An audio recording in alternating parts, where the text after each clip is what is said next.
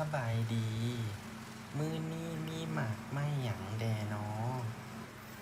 สบายดี น้องอยากได้หมากหยังมื้อนี้ห้านเฮามีหมากโม หมากม่วง หมากแลแสง หมากพิลา หมากเกี้ยง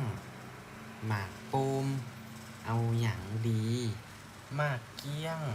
หมากม่วง และหมากพิลาขายแนวไหนน้อหมากเกี้ยง โลละ10,000 กีบ หมากม่วง โลละ15,000 กีบ และหมากพิลาขายเป็นหน่วย หน่วยละ5,000 กีบ น้องเอาอย่างละเท่าใด ราคาถูกหลายเนาะ ถ้าน้องซื้อหลายลดราคาให้น้องได้บ่น้อบ่มีปัญหา น้องอยากได้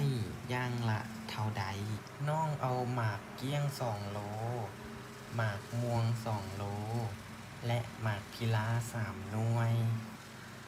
โดยน้องต้องการแนวใดอีกบ่พอแล้วคิดไล่เงินให้น้องได้เลย ทั้งหมดราคา 65,000 กีบ แต่ลดให้เหลือ 60,000 กีบก็ได้ ขอบใจหลายเด้อ ขอให้มันหมานเด้อ